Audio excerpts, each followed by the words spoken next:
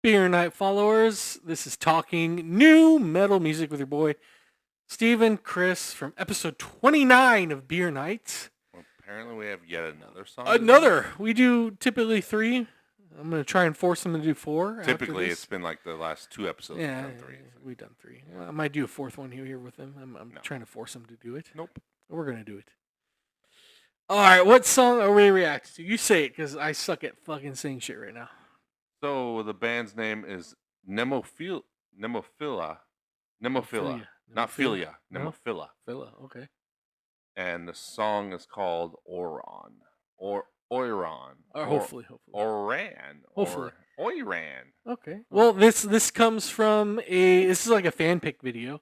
This comes from one of our Lovebites videos that we reacted to. One of the comments said there's been a lot of comments about different bands from Japan or that are all female based. So like they've commented like, okay, you listen to this band.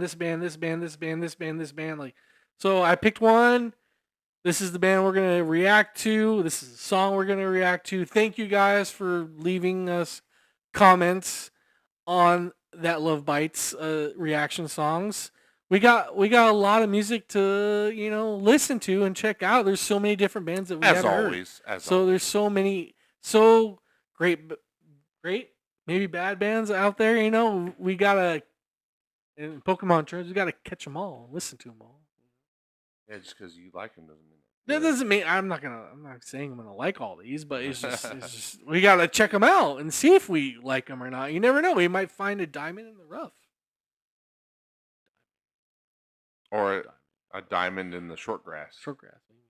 Or a ruby in the long grass. Or something like that. Enough of the dad jokes. Let's get to the song. Let's get to the song. Thank you guys for suggesting this band and song. Let's get into it.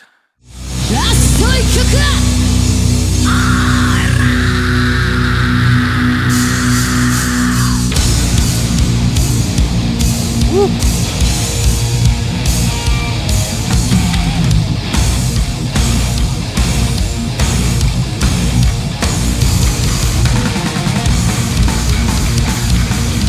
I like the fire!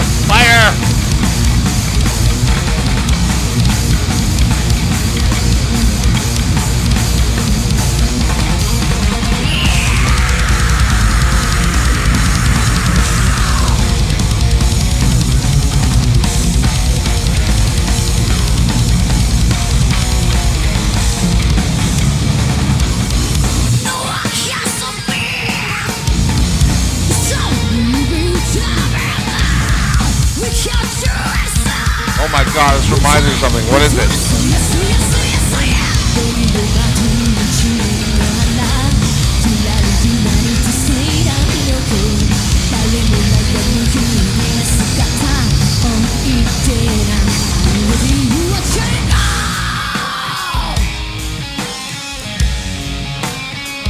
Oh my god, this reminds me of what is it?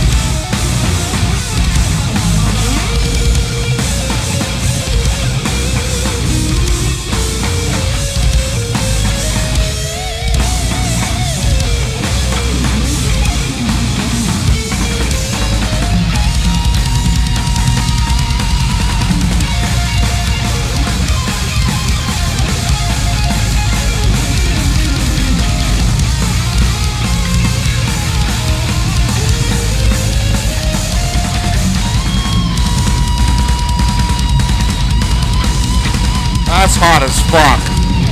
Hot as fuck. You get it, girl. Yeah.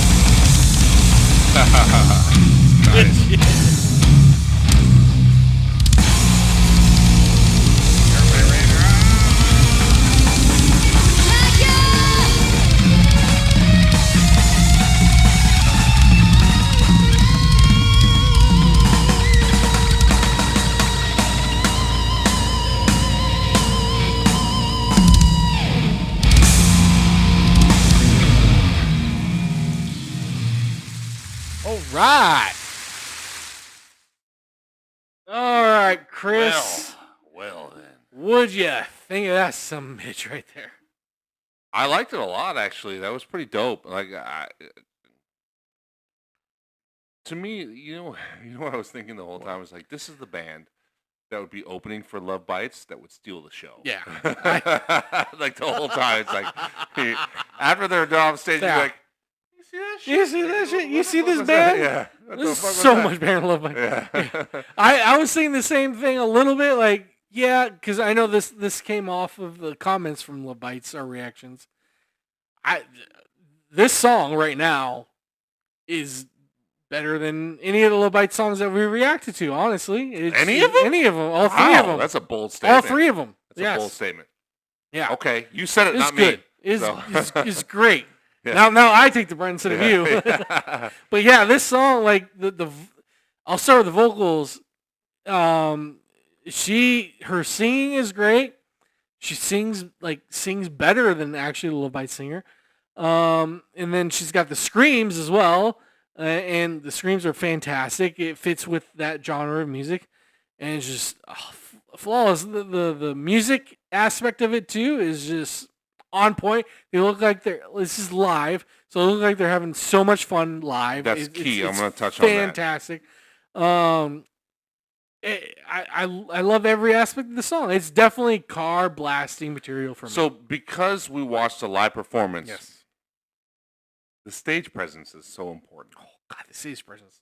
And that's something that really stood out to me is that they had charisma on stage, and it was just like the head banging and like the hair. Back and well, forth. but the hair being tossed around it was just they just had like charisma to where it was like they were just getting after it, and it was just it came off as natural. Yeah. When my girl fucking busted out the guitar solo with her foot up with those. Oh, it's your girl now, right? Your girl. Those fishnets and the fucking the slight knee high boots and just and the hair being tossed around. I'm like, get it, you fucking get it, girl. Yeah, you fucking get it, like a badass, sexy as fuck, but there also she could play. Yeah. I'm not going to get into the comment fodder of whether she could play better than the Love Bites girl or not. Whatever. Bullshit. But the point is that she could shred, but also there was there's presence, like stage presence, good stage presence on there. Yeah. Like it felt very organic and like they were in the moment, and it didn't feel as like they were just standing up there like facing like playing and like, not as robotic, I guess. Not that any of the bands that we've looked at are. I don't want to keep invoking the name of Love Bites because I feel like you did that enough. I did. Yeah. It has nothing to do with Love Bites. No. They're a totally different band, but they just had a presence and a charisma that I guess I invoked it too because I said they would steal the show. They would steal the show if they opened for Love Bites. That's my fault. Yeah, I did say that. You did. But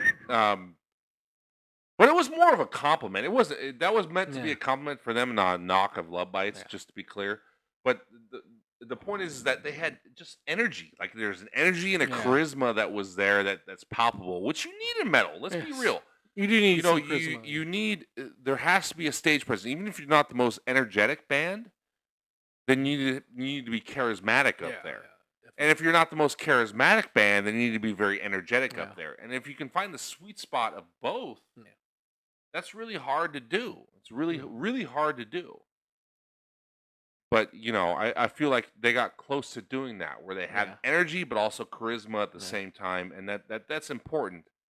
Musically, let's get away from the stage presence stuff. And musically, I enjoyed the riffs. I enjoyed the song structure, if you will. Same. And it felt pretty solid all around. Like, I don't really have something where I was like, this part of the song was weak. This part of the song was not. It was just solid straight through, and that's what makes it kind of, you know, car blasting material, if you will. Now, if you get more into the band, you might find other stuff, like if they have epic songs, they might do, or if they have faster songs, or whatever it may be. But let us know in the comments. You know, definitely do. Other than that, like, great shit. Thank you for suggesting this song or this band as well.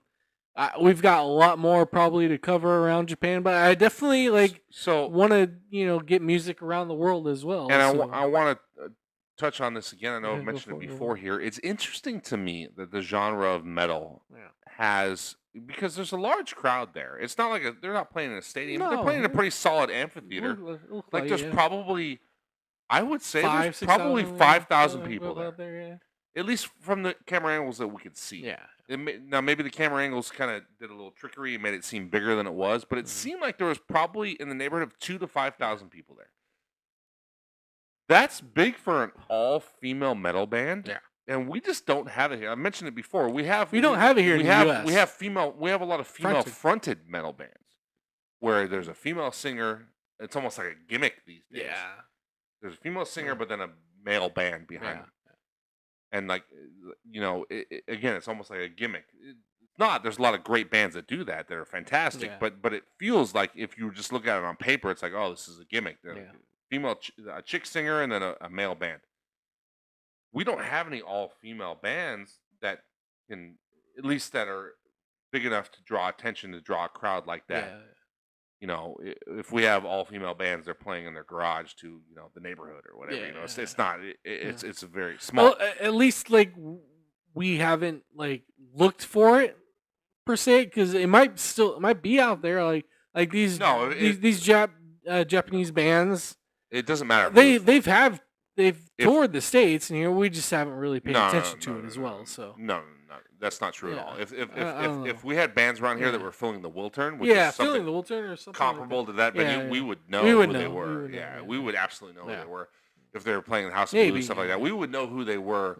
If they were playing at an amphitheater that holds 3,000 people, we would know who they were. We would have heard of them at least at some point. That's true as well. We may not be fans, or we may not be completely familiar with their music, but we would at least be like, oh, that name sounds familiar. And they're an all-female band, right? Yeah, I've heard of that. We just don't really have that here. We have a lot of female-fronted bands. That's very common. That's very common. But all female metal bands, no, that's a rarity. So it's interesting to see not only Lovebites but other bands of that ilk. Very much so. What was the one before we were doing Lovebites? Wasn't there another one? There was another one. Yes. Name of them? That's a great question. I know we did the warning. Well, of course we did the warning. I'm gonna have to go on my YouTube. Side note. What the fuck happened to the warning? It felt like they were primed to break through and be one of the biggest rock bands in the world. I mean, their latest album came out and it wasn't that bad, but I mean, it was a good album. I liked it. I liked it a lot, but it didn't feel like it had an impact. Bandmade, thank you. Yes. But what happened to the warning? Like, it felt like they were primed to break through big time. They were, yeah. And they've like, I've seen videos of them on like national TV. Like on like you know how like ABC in the morning or whatever that shit. They've been on that, but they haven't really touched they really haven't touched the mainstream. Like they're not doing an arena. You're not, no. Which it felt like they're on the cusp of doing something like that. It's gonna eventually happen, but they're on the cusp of, because Hailstorm is pretty much right up there, right on top of that. Well, like Hailstorm wasn't doing arenas. No, they are. Not by yes, themselves. yeah, well, not by themselves, No. but they would attach it with either like Evanescence with Hailstorm. Yeah, Evanescence and is a then the much bigger the band. warning's down there. They're Yeah. like they're still the But it felt like opening they were on the band. cusp of breaking through. They're there. They're almost there. But They're almost there.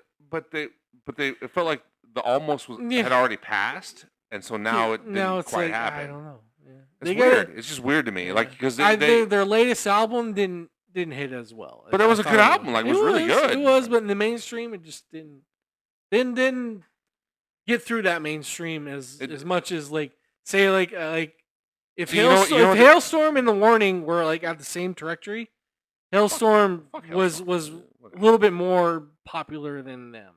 The Warning was way better than Hailstorm, but to me, you know what they remind me a lot of? A band that you know and understand. Of comparison I'm about to make. Seven Dust. They were always on that cusp of breaking through. Yeah, I could see that, but never quite did. I did. Like it never just quite. It never caught to where they could headline their own arena. Yeah. And it felt like The Warning was getting there, but all of a sudden it just kind of. For example, another comparison is Ghost. Ghost was on the same trajectory as The Warning. They'd been around for longer, but all of a sudden they both kind of caught viral on YouTube at the same time. Ghost kept going. Now they have the number one record in the country. It felt like The Warning was on that trajectory, and then it's kind of tapered. That's the difference to me. Like it was. Yeah. Like to me, it's like when you see that Ghost has the #1 album on Billboard. Yeah. It's like that. Wow. It's wow, but also it's like okay, you felt that incline, like that upswing, like it was. They were getting there. They were ready to break through.